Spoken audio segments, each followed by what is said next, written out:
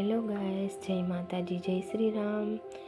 તો આજે આ બધી તૈયારી રેના બર્થડેની ચાલી રહી છે. જો બધી તૈયારી થાય છે રૂમ શણગારવાની.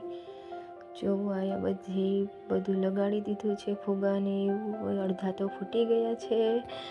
તો મારો વિડીયો છેલ્લે સુધી જોજો.